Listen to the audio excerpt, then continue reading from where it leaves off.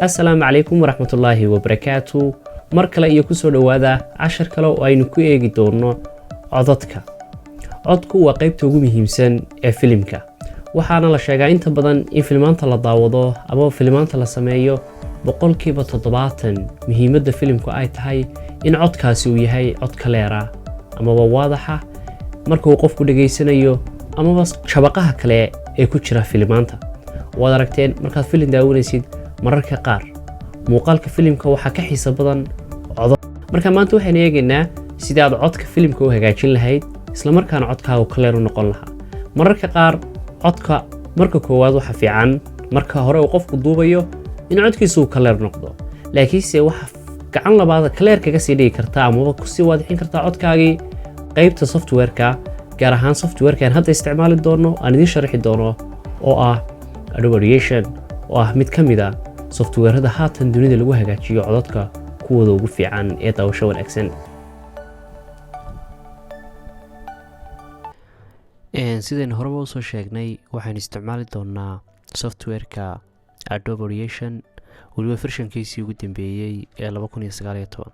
Marka isaga ayaan double click siinayna. Markuu inoo soo kaco sidan ayuu u ekaan doonaa. Halkan waxaad ku aragtaan qaabka uu ekaan doono meesha aynu wax ku record garayn doono ama aynu ku duubi doono. Halkan haddii aynu click garayno waxaa soo bixi doonta meeshii codka lagu duubayay. Hadda click baan siiyay, waad aragtaan labadaas lead ee soconaya waa codka hadda aan duubayo. Codkaasi markaad duubtay kadib waxaad samaynaysaa codku laba weeye. Mid waxa weeye mono ayaa la yiraahdaa oo waa dheg kaliya, ka kalena waa stereo oo ah left and right oo ah labadii dhagood binaad ka maqashid ama dadku markay hadhow ay daawanayaan ama ay dhageysanayaan ay labada dhagoodba ay ku maqlaan. In badan waad aragtay codad ama TV daawanaya ama video kale la duubay in dheg kaliya aad ku maqasho dhagahaaga aad ku dhageysanayso wax. Taas waxay dhacdaa in badana qofku markuu duubayo ee ugu horeysa uu mono ka dhigo. Hadda studio ayaynu ka dhignay oo aynu ku duubno. Inta markaynu ku duubno hadda waxaan eegi doonaa codkaynu duubnay qaabka uu ekaan doono. Intaynan eegin haddii aad doonaysid codkaagani inaad dheerayso halkan ayaad ka dheerayn kartaa adigoo sidaasi u jiidaya. Marka hadda waxaynu eegi doonaa codkaynu duubnay sidoo ahaa ila dhageysta. Hadda click baan siiyay, waad aragtaan labadaas lead ee soconaya waa codka hadda aan duubayo. Codkaasi marka hadda waxa muuqata codkan aynu duubnay laftiisu inaan studio toos ahayn. Haddaad doonaysid in studio ka dhigtid halkan highlight garee waxaad tegaysaa favorites kadib waxaad ka dhigaysaa convert to mono. Haddaad ka dhigto mono ka dhigay imka. Haddaad doonaysid studio inaad ka dhigtid convert to stereo. hadda waa ka studio ka dhigay. labada afo isku mid way isleeyihiin. Hadda waxaan doonaynaa inaan wax ka bedbedelno ama in paste-ka wax ku darno iyo waxyaabahaas oo dhan. Effects baan tegaynaa.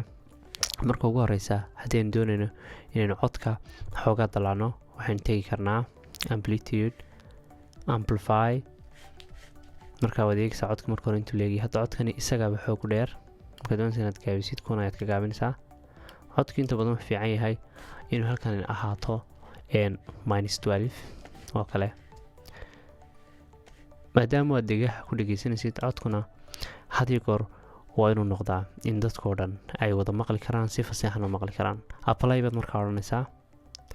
Apply markaad tiraadid waxyaabaha kale muhiimka ah ka bedeshid waxa weeye base inaad codkaaga u samaysid. Effects baad tegaysaa. kadib effect waxaad tegaysaa filter. waxaad sii dooranaysaa parametric equalizer. intaas markii kuu soo baxdo halkan waxaad ka dooranaysaa loudness maximizer. inta markaad dooratid halkan waxaad ku aragtaa loud iyo height, low iyo height. kan saraad yar dalacaysaa. intaa samayn halkan waxaad dooranaysaa tree-ga. kadib kan sare ayaad yar dalacaysaa. kanna sidoo kale sare ayaad u dalacaysaa. kanna hoos ayaad u dhigaysaa. kadib dhageyso sida uu eegaanayo. haddii aad ku qanacsantahay markaas kun wax aanad ku qanacsanayn waxaad ka sii bedbedeli kartaa. haddii kalena saas ayaad u deynaysaa. Apply baan markaa odhanaa. intaas waxa weeye sida markaas codkii aad u hagaajinaysay. waxa kaloo aynu eegi karnaa haddii aad doonaysid codkan ama uu wax kale inaad kasii bedeshid backgroundka ama hoosta, waxaad sii dooranaysaa markaad effect tagtid noise reduction ama noise reduction or restoration. intaa markaad ku dhufatid noise reduction baad sii dooranaysaa. halkan waad aragtaa marka hore dhegeyso, haddii markaa wax u baahan yahay laga bedelo labadan ayaad ka bedelaysaa. kan haddaan imika saa u wado iyo kan waad dareemaysaa markaa waxa isbedelaya markaad dhagaa ku dhageystid. apply baad odhanaysaa. markaad apply tiraahdo wixii uu ka bedelay sidaas ayuu uga bedelay. haddaba codkeenii aan dhegeysano in ka mid ah siduu egaaday. codku laba weeye, mid waxa weeye mono ayaa la yidhahdaa oo waa dheg keliya, ka kalena waa studio oo ah left and right oo ah labadii dhagoodba inaad ka maqashay. markaad dhamayso aad aragtay inaad dhamaysay, file baad tegaysaa, save as baad tegaysaa. markaad save garaynaysid halkan waxaad ka dooranaysaa waxaad doonaysa inaad ku save garaysid. badana mp3 ayaa ugu fiican inaad ku save garaysid, inkastoo ay ku xidhantahay marba projectiga ama mashruucaad u isticmaalisid codkaaga. mp3 ayaan dooranay. halkan waxaad ka dooranaysaa meesha lagu save garaynayo. hadda tusaale ahaan kan oo kale waxaan ka dhigaynaa in aan ku save garayno disk kan save odhanaa. codka magacana halkan weeya, kan tijaaban ku qorta markii hore. okay ayaan odhanayaa, yes baad odhanaysaa, kadib saas ku save garaynaya. intaas ayaan maanta kusoo koobaynaa fideoga yar kooban aynu ku eeganay codka sida loogu duubo Adobe Audition-ka, sida loogu hagaajiyo iyo sida loo save gareeyo. casharo dambe ayaa soo socda aynu ku eegi doono kuwiisa sii horumarsan ee Adobe Audition-ka iyo software kaloo badan. fadlan haddii aad ku cusub tahay channelkan subscribe. waa mahadsantihiin daawashadiina.